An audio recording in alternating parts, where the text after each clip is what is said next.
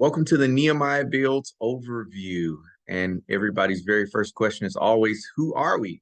We are a nonprofit that works in Arlington to service children who come from fatherless homes or who are in what they would call low socioeconomic status. The way we identify them is we use the school system because we pull from the elementaries all the way up to the high schools. And we look for children that are identified as Title I, meaning they receive free and reduced lunch. My name is Isaac Washington. I'm the director of the after school ministry. And we have another director named Dontre Collins who works with me over the wrestling ministry. We are partners in this work. And this is my assistant, Mr. William Branner, and he is phenomenal. And hopefully you will meet him someday. So why do we exist, which is the far deeper thing? We exist because of poverty and because of fatherlessness. So in Arlington, 11.7% of the populace fall below the poverty line, 15.7% when you're talking about children under 18 of the 358,000. Now, this is interesting because we know that poverty produces certain things in education, and education has certain things that it produces in the end outcome of a child's life. So a student who is not reading at his or her grade level by the end of the third grade is 4 times less likely to graduate high school on time, 6 times less likely for students from low-income families, and 63 times more likely to drop out of high school, and they're more likely to be incarcerated than they are to go to college. I know those are crazy statistics, but they are true, and they are directly correlated to poverty and fatherlessness. And so the way that we see these things is you have to look at all of the statistics. So they'll have statistic data on poverty and the things that poverty produces. And then there's statistic data on fatherlessness and the things that fatherlessness produces. And so we know that children without present fathers, that they are 24% more likely to repeat a grade. Their grades were not as good as other children who had fathers, and that their grades were worse than students with the absent fathers. So basically what you see is students with absent fathers have far less performance academically. And these numbers are much, much higher in African-American males. Fatherlessness, they have a 63% youth suicide income. So basically youth suicide outcomes. So basically students who come from fatherless homes have a 63% more likelihood of committing suicide. 70% of all teen pregnancies happen outside of fatherlessness homes. Now, the reality is we all know what the problems are. We know that poverty has dramatic effects on educational outcomes. We know that fatherlessness has dramatic effects on educational outcomes, and everybody in the world wants to help. But the problem is that for many of us, we don't know how to turn that compassion that we have into actionable action. And that's what Nehemiah Builds was set up to do, was to become the father for these households that don't have fathers in the homes, and to help to reduce some of the outcomes of poverty by providing some of the things that impoverished households cannot have. And so basically we see education as a ministry. Matthew chapter 25, the Bible says that when Jesus was analyzing who was truly doing the work that they were supposed to do, it was the people who were meeting the needs of people who didn't have. When you were hungry, they gave them food. When they didn't have clothing, they gave them clothes. When they needed a place to stay, they gave them a place to stay. Well, we see education as the exact same thing. If we see that education is producing these negative outcomes in people's lives, and we can actually feel that need, we feel that that need needs to be filled. So when we see children that are going to prison because they're behind in learning, we provide them an avenue to learn so that they can become productive citizens and avoid that path to prison. And we do that in all of these different indices. So one of our indices that we do that with is an after-school ministry. So it's a partner ministry that literally tries to pull the children from these neighborhoods and from these homes and put them into all these different activities from the moment they get out of school till pretty much the time that it's close to them to go to bed. So we pick the children up from the schools from Pope Elementary School's school partnering with in Arlington ISD right now at 3:30. Immediately, we get the children moving and active. We align with the AISD calendar. What we do is we provide weekly tutoring. This is in-school tutoring and after-school tutoring. These children are already behind, so there's got to be a lot of push-in support to the campus. So we don't only tutor our children, we tutor We get with the teachers and we see who has the highest priority, and we're literally supporting the campus. And so we're also supporting the teachers at every level. We have weekly in-school mentoring. So we're in the schools, we're checking behavior reports. We are getting text messages and phone calls whenever children need to be redirected, and all the things that a father would do. The program is functioning to do those things. We provide daily transportation from school, daily transportation to wrestling, transportation to any kind of serving or field trip event, transportation during the summers. Like, we transport all the children to all the different places. We have a daily character lesson. We teach manners. We do all of these things that you would normally get underneath a family structure that some of the parents need support in providing. Daily after-school tutoring in literacy and math. So we alternate days between literacy and math. We provide daily snacks and food, and male mentoring that can support the children in the fatherless homes, along with a whole wrestling ministry.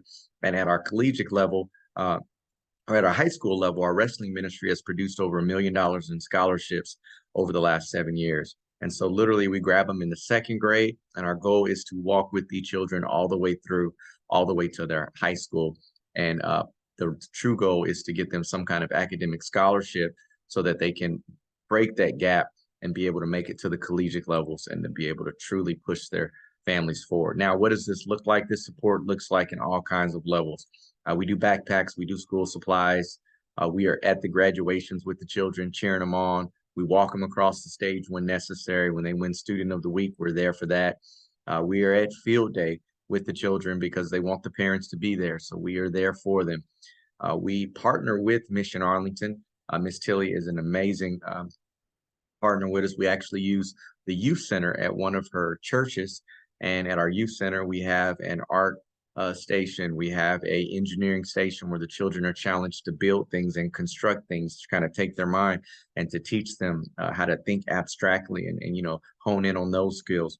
We have reading libraries, just all kinds of different things to challenge the children in all kinds of different ways.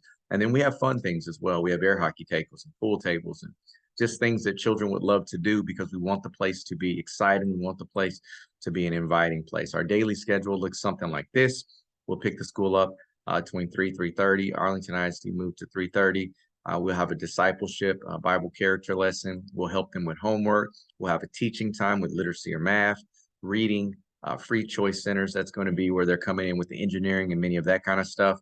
And then we'll feed the children snacks and food. Different restaurants sponsor us sometimes on different days so that we can get some food off in there. And then we clean up and we transition over to our wrestling ministry. And so we have an all-year support. These children are already behind, and this support, because we're phasing into the family, has to be literally all year long. We have parents that are calling us when they don't take out the trash. We have parents that are calling us whenever a child is talking disrespectfully, so that we can work on manners and what does it really mean to honor your father and your mother. We have summer camps that we do. We have summer adventures. So the goal is that we kind of bribe the children during the summer. They give us reading, they give us extra math, they give us those things to try to catch back up a little bit. And what we do is we take them on adventures. Instead of having them in front of a video game, playing things that are probably unhealthy for their brain, we take them to the zoo, we take them to the aquarium, we take them to the Parole Museum, just all of these different things. So we couple the fun with the summer learning so that we can provide all year support. That includes volunteering opportunities. We take them up to the mission. We also do this during the school year because we want the children to have a heart of service, and you have to cultivate that over time. And then we have quarterly restaurant outings so that we can teach the children etiquette. So the children are learning where the fork goes, where the spoon goes, just all of those kinds of things, keeping proper voice tones at restaurants. How do we interact at restaurants? And so we take them out twice a year to a restaurant, and we allow them to practice those things. Actually, we do that quarterly. We have an annual family birthday where we celebrate everybody's birthday. We call ourselves the family because we are building a family. And so at this annual birthday, we just do a blast, and we buy trinkets and toys, and we just celebrate the children and let them know that they are special and that they are loved, and that we appreciate all that they do. Every year, the children, through various partnerships, they get bikes. During the summer, we took them to a sailing camp, and our children learned how to sail boats, an experience that they will absolutely never forget. And so they were learning how to sail boats and sailing camp. We take them on field trips to all kind of different places. They went to go watch a Christian wrestling event, urban air, just all kinds of things. We want the children to be busy. We want them to be productive. We want them to have fun. We want them to want to come to the center, and for them to understand that we are wholly invested in what they do. We have a weekend food insecurity program where we give the children who are who might not have the proper food at the house. We give them food on weekends during the months so that we can make sure that they're eating, and it's a healthy initiative. And I love these smiles. They just make me go. And then we have a mother's resource program where we support our mothers with financial education, more so just budgeting, and then parent education, because they're constantly asking us, well, how do we get our children to do this? What do we do if our child is doing this? And so we are constantly educating our parents. One of our parents actually graduated with a master's degree. And so we are so proud of her going back to school and getting that done. So how can you support? Well, one of the ways is volunteering. Volunteering is really just building relationships with these children. Some volunteers come once a week, some volunteers come once a month, but the reality is just any kind of consistency you can provide. And the only thing that you're going to be asked to do is just to love on children and build a relationship and show them that there are people out there that care about them and that are vested in their future. And then, of course, all of the things that we're doing for this children, having to jump off in here and basically become the other half to the family, that requires some financial support. And so where does your money go? It goes to all the things that we just mentioned: the in-school support and the tutoring, the after-school support and the tutoring, the transportation to all of the different places, the after-school laptops, the learning resources. These are all things that we have for the children: the daily food, fresh food, the weekend food program, all the wrestling expenses, equipment, tournaments, food, all of that, the summer program, including the field trips, learning resources, and then we have the staffing. So all of these things go to support the children for what we do at Nehemiah Builds. And I hope that something was said that will inspire you to want to partner with us. There are various ways that you can partner with us. We are asking for business partners with us. Normally we ask a business partner to join with us for $5,000 a year, or you can sponsor a child at $200 a month to take care of absolutely everything that the individual children will need. So thank you so much for your time, and I appreciate all that you do. And I hope that something was said that makes you want to partner with Nehemiah Builds in our attempt to become the other half of the family to support families. It takes a village. It truly takes a village. And we are trying to build in a programmatic fashion the other side of that village. Thank you.